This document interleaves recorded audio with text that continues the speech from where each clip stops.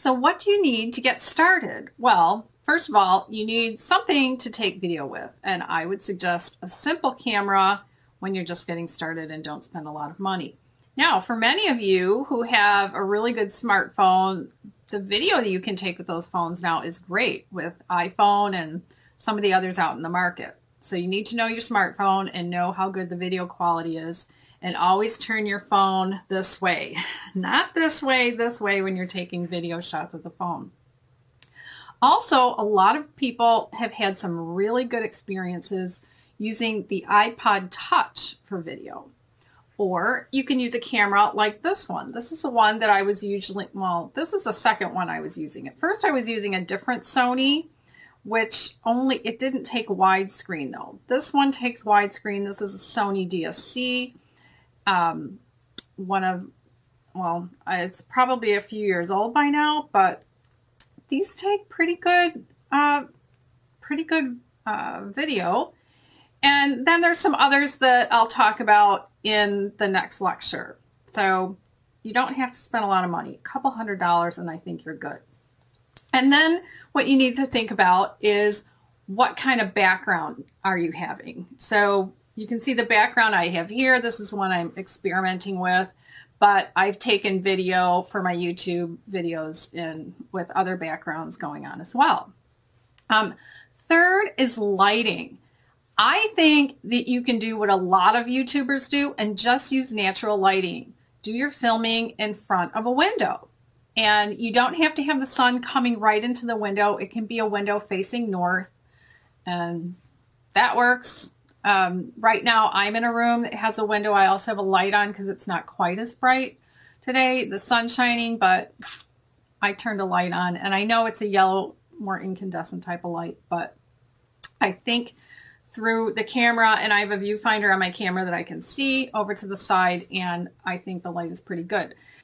Some YouTubers have gone out and bought professional lighting, and for some that's been a good deal, and for others it's been hard to use. You have to know what you're doing in order to spend money on lighting. So for right now, when you're just getting started, use natural. The other thing you need to know is how you're going to bring the video file into your computer. So if you're using your smartphone, you're going to need to know the best way to bring that in. For some smartphones, you can put that video on their cloud, and then from the cloud, bring it into your computer. Others, you can hook your phone up. I hook this camera, or the camera I'm using right now, I just hook it up. But I could take the memory card out and pop that into my computer as well. The next thing you'll need is a way to edit the video. In a future lecture, I'll cover editing software. There are some out there that are free, and there are some that cost a little bit of money. But putting together pieces, editing out what you don't want, that's going to be really important if you're going to be doing YouTube videos. Once you have that video editing software, it should give you the capability to put in other sounds, to put in music, and to do voiceover capability as well. Because sometimes you'll have a piece of video that you want to edit and shrink down to go 2 or 3 times as fast because it's just taking too long. But then you don't want that sound, especially if you're talking in the background, you'll have that chipmunk sound. And you need to be able to take that sound out and then record your voice over it. In this section, in another lecture, I'm also going to show you some shareware that my editing company told me about that allows me to take my raw video files and shrink them down. And also, once I started using this camera, the raw files from this wouldn't work with my editing software. So this free shareware, I run them through, and I'll show you exactly how to do it and how to get this free shareware, and then it was good to go. Also in this section, we'll touch on banners and thumbnails. Let's get started and get to the next lecture.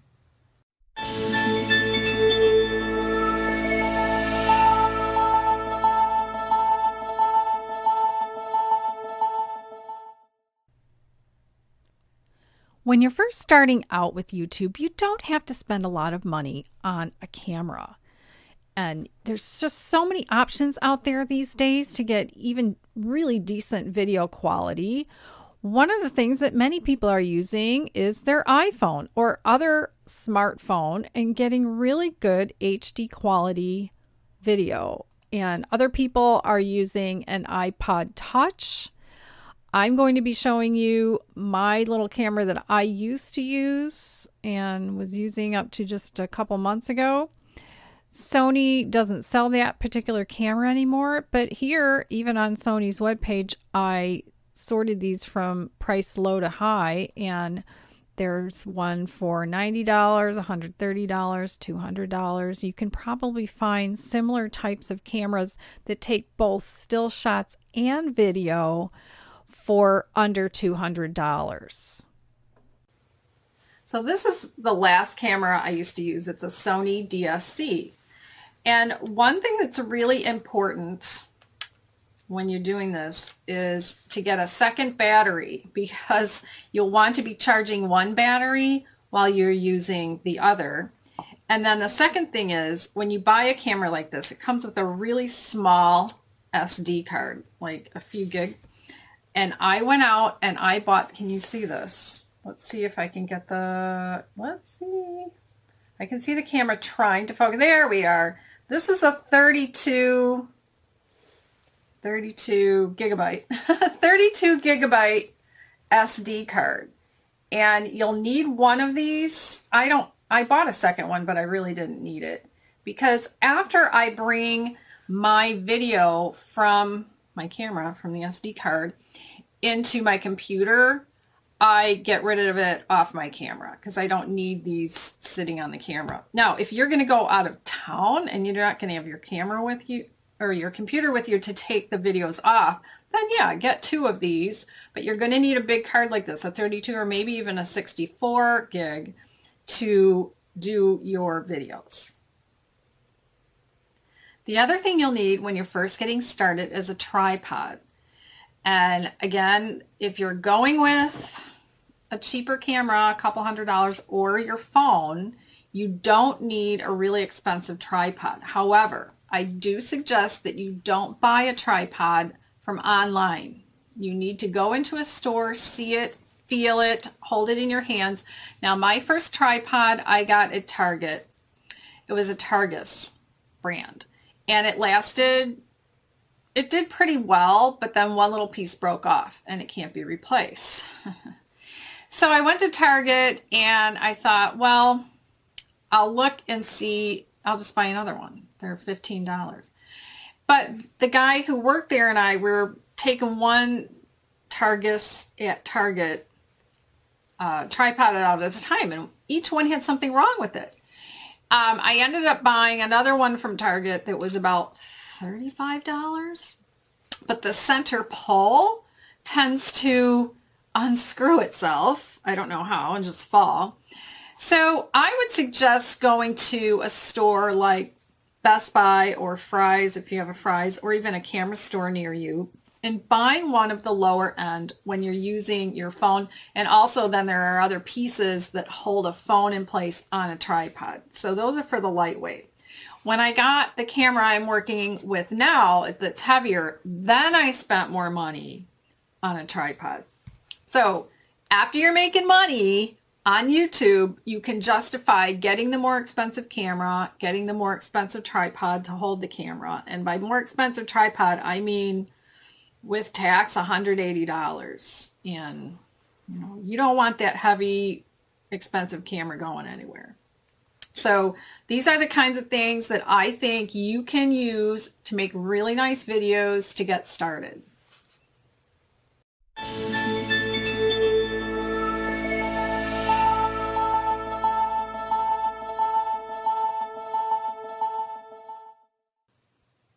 You'll want to choose an appealing background for your videos. I played with different ones over time. And of course, sometimes I'm showing how to do something like use a plunger on a toilet. So, the background is what it is. Or I'm doing food demonstrations, recipes. So I'm focusing on the food. But at the same time, if I'm on my kitchen counter focusing on something, I clear everything else out of the way if I can. Otherwise, I'll see it later in the playback of the video and go, oh, I missed, something messy. So here's some other ideas for do's and don'ts for your backgrounds. For a couple don'ts, I would suggest not having a bed in the background. So if you're videoing in a bedroom, turn things around so the bed isn't in the background, especially an unmade bed.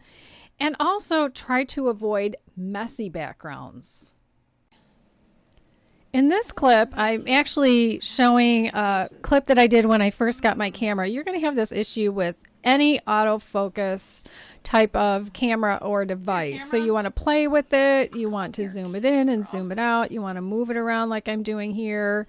Notice if you see yourself in a mirror in the background. Yep, comb your hair and play with that autofocus and your background till you get it right.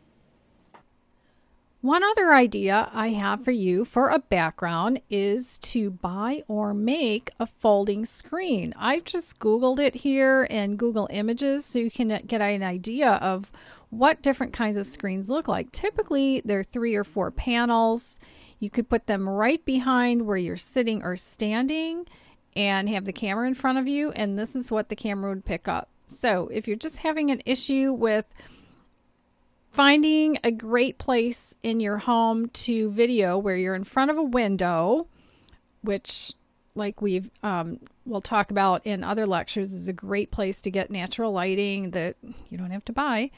And if every single window has some kind of mess behind it or something that you don't want, then getting a folding screen could really help. So do some checking in your area, go online and check to see if there's some kind of folding screen or some other background that you can create that would make a good background for your videos.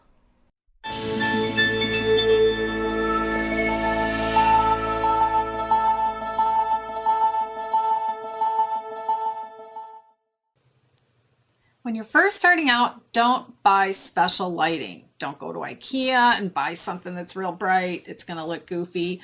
Just use natural sunlight. So I want to give you an idea of some natural sunlight that's I can get with some backgrounds and look pretty good using my camera at different windows. Here I am in another room in natural light, sitting in a chair. I literally have my dog at my feet napping. Now in YouTube videos, by the way, people who watch YouTube videos are much more forgiving if you have a dog walk into the room or hear a dog bark in the background, and people sometimes think it's actually kind of charming. Udemy, not so much, but you just have to control your environment, lighting, sounds, phone ringing, dog in the background, your phone giving some indication that you have a text or dog snoring. And here's another example where I'm facing a window. The window's behind the camera. It's a large window in this case, but it has a drapery on it that's a sheer that I can open. Sometimes when I've done YouTube videos here, I've opened those drapes because that window faces north. So I'm just getting the reflection of, let's see, the house across the street is white and there's a lot of light bouncing off of it. But this is, again, another idea. And of course, with zooming your camera or zooming away, zooming in, zooming out, you're going to have different lighting and have a little bit of play with how you're working with your lighting. I wanted to show you a don't.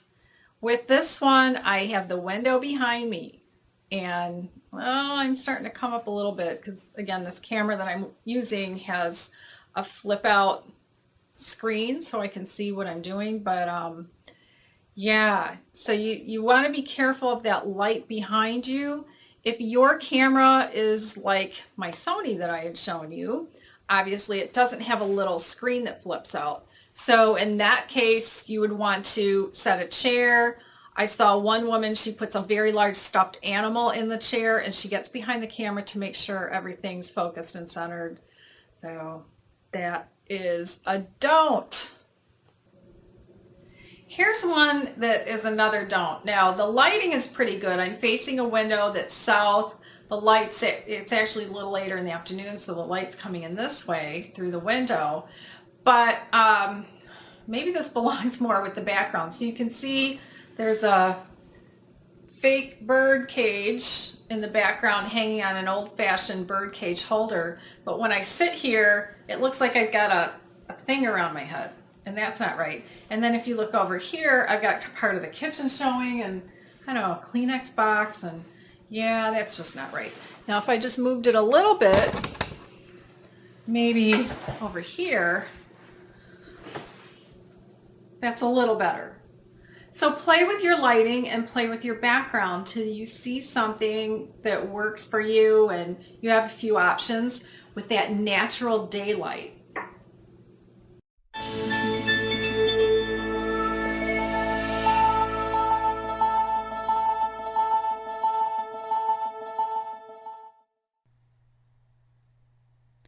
Video editing will make a huge difference in your video quality. I want to start off by sharing with you some free editing software that's out there. First of all, Windows Movie Maker. This usually comes installed on all PCs that are Windows based. If you don't have it, you can download it for free and you can get help online with how to use it.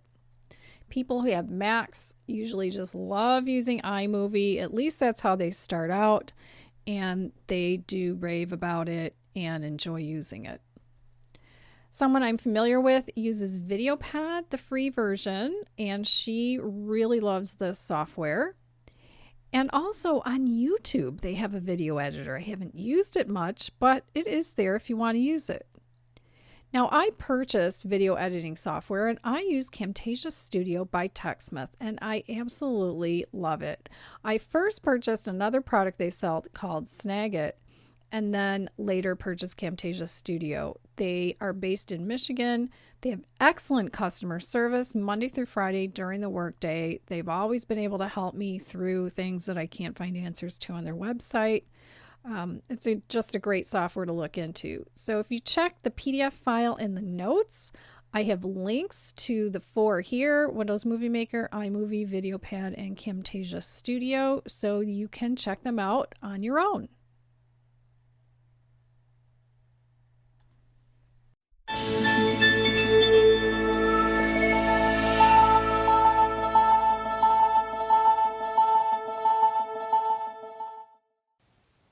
Will you need a separate microphone when you're first starting out? Well, most cameras like these don't even have an external port for a microphone. So keep that in mind. You'd want to be close enough so that it's picking close enough to the camera when you're recording so that it picks up the sound of your voice well. Now, some, like the iPhone, for example, can take certain microphones as long as the microphone you purchase comes with a cord that has a port for iOS devices. Then the other thing is, when you're first starting out, if you're going to do voiceovers in your video editing software, start with something inexpensive. I mean, you could even go with this Radio Shack type headset that has a microphone on it, because when you're first getting started, again, you just don't want to spend a lot of money.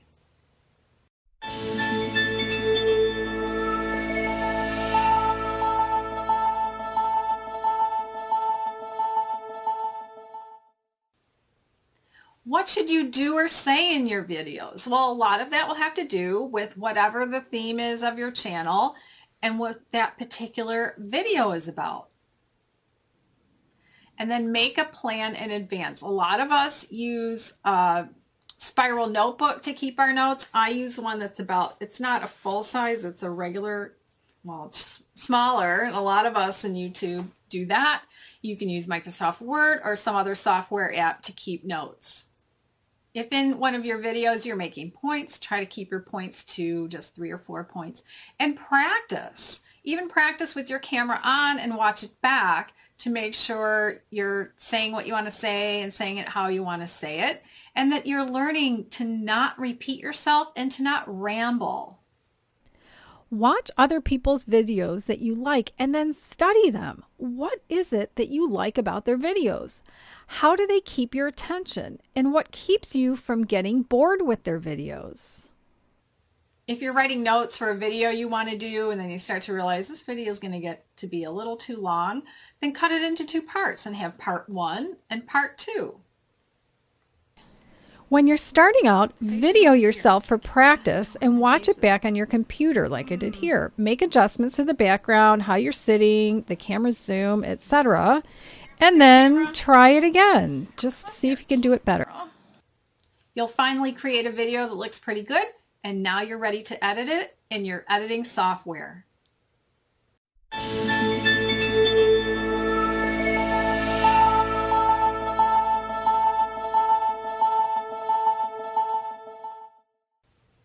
In order to do voiceovers over your video, you'll need video editing software and some type of microphone. You don't want to use the microphone that's just built into the computer. So one thing you can do is buy something like this. This I got at Radio Shack. Yeah, it's a headset, but it's also got the microphone on the end. These cost, I don't know, maybe $30 or so.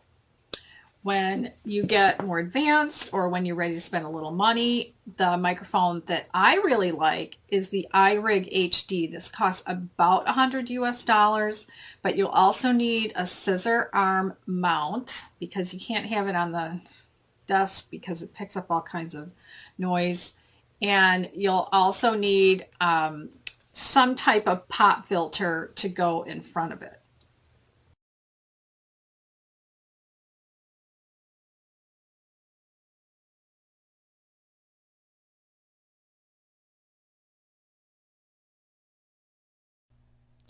Here's my example of what I would do if I had something that was loud. So here, I got the loudest thing I could think of, traffic. So pretend it's an auto race place. So what I would do if this was just way too loud and I wanted to do voiceover, I'll stop it right here. And what I'm going to do is split it right where the playhead is. And then I'll go toward the end here and I'll split it again. Then what I want to do is take this piece and I want to bring the volume down. So right now I don't have any other audio on this track and track 2. So I'm going to lock track 1, track 2, I'm going to click audio, and then I'm just going to bring the volume down. I don't want to silence it in this case. And then let's click over here and see how loud it is.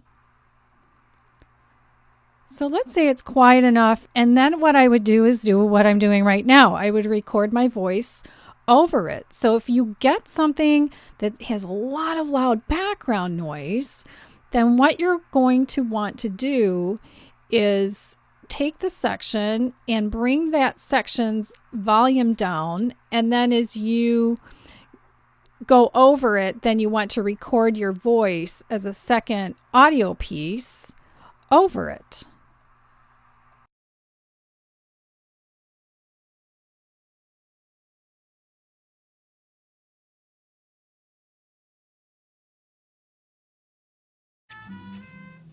Let's say you're at an event, you're doing some videoing, and then either while you're there or later on you realize, hey, there's music in the background. No! Hopefully you didn't video too many people talking because the audio is one file. But if it's just music you need to get rid of and you realize you can do some voiceover, I'll show you how to get rid of that music. Once you know the section that has the music that you just can't have in a YouTube video, just make sure that it's separate. And right now I don't have any other audio on this track, and I'm just going to click audio, and I don't want to bring the volume down. I want to just silence it because I can't have any of that music. So then going back to the clip bin, I brought in some YouTube music that I had downloaded from YouTube, or you could just do a voiceover over this section. But if I want to put music over it, this is longer than what I need and probably a lot louder than what I need. And if I only need it to hear, I'm just going to split it and cut the extra piece off. And I might even choose to, well, this one's silent, but I might choose to bring this volume down a little bit and start it here, and let's see what it sounds like.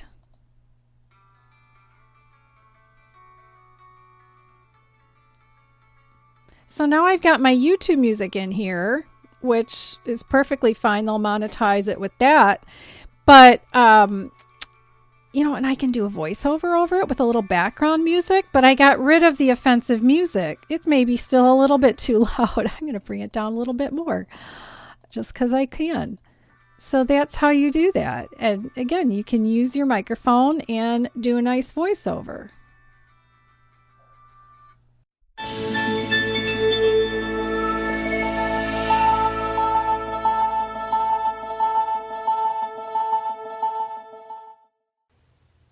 Now you're ready to transfer the video files to your computer. If you have an iPhone, I actually have a link that's in the notes. It's a PDF document in the notes of this lecture that goes straight to Apple's page that tells you how to do this for an iPhone.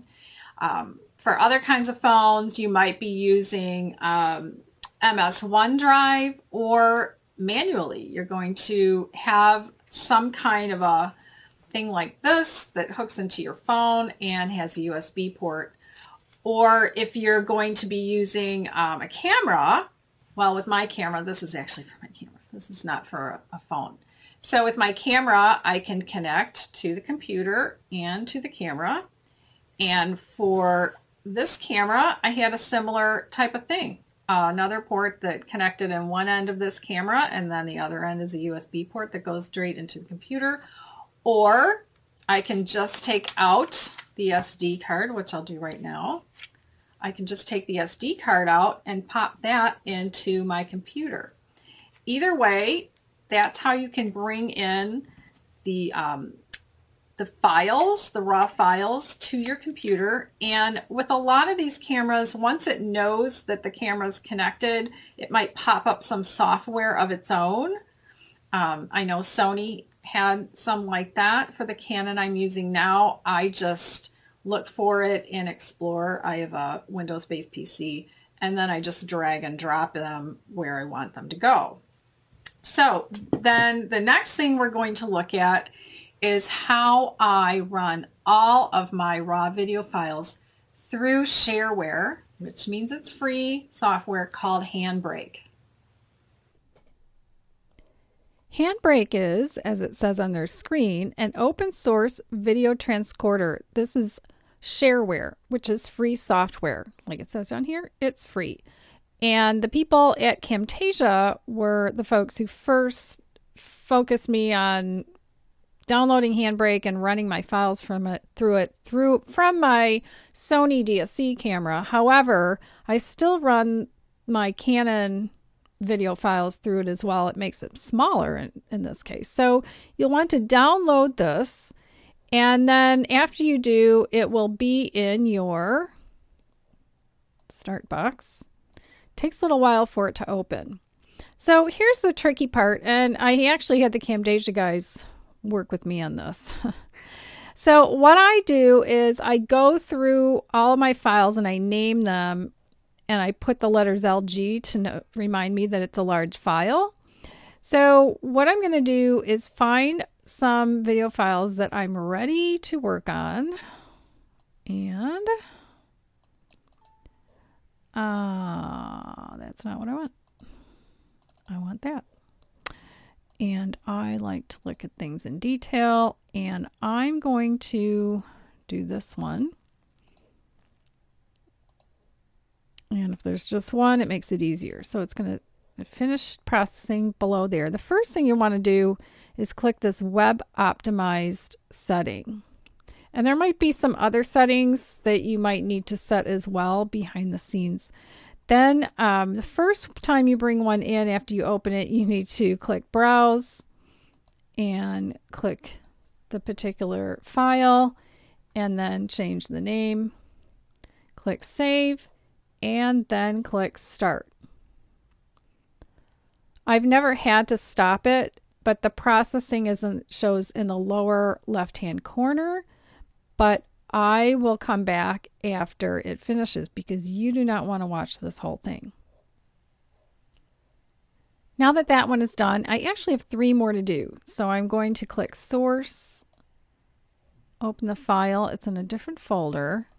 All 3 of them are in the same folder though.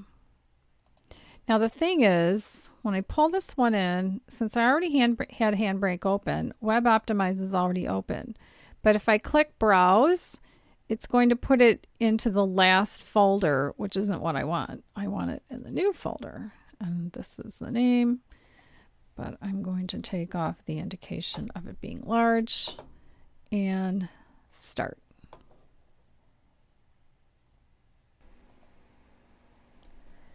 Now that the last one is finished processing, I just want to show you how small these are, if I can get my mouse to cooperate.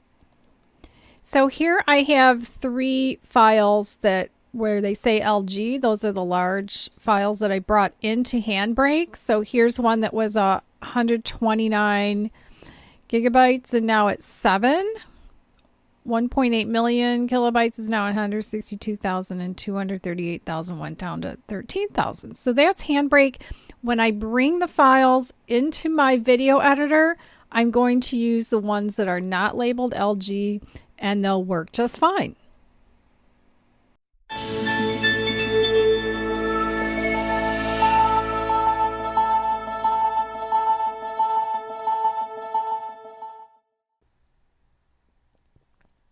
You may create and upload your own thumbnail file, custom thumbnail file, after your YouTube channel is monetized. But before then, every time you upload a video, they'll give you 3 freeze frames from your video and you can choose one of those. After you're monetized, you'll have this place where you can upload your own. Now, creating thumbnails is more involved, so there's an entire section devoted to it later. People have studied what draws viewers to a video based on its thumbnail. So while we're looking at a video over here, which I meant to have completely off, which was off on my page before, and you scroll down, there are videos listed on the right, and you might notice that there are 4 of mine here, and in a later lecture we'll talk about how I was able to get 4 of these 19 to show mine. Now some of these you can tell are custom and some you think, I don't think that's custom. That's probably, even if that person's channel is monetized, some people who have a monetized channel still choose to not put up their own thumbnail. Or even if you are on the main YouTube page and you search for something, we're looking at these thumbnails as they come up. Now, the other thing that you'll be able to create, and we'll go over this in a later lecture, is banners. So different people have their own way of putting up a banner. I'm always really amazed at what some people have been able to do. Now, this is obviously in my computer, but if you bring up YouTube on a phone, you're going to see a whole lot less than what we see here. But these are really beautiful banners. So we'll check on these in more depth in a later lecture.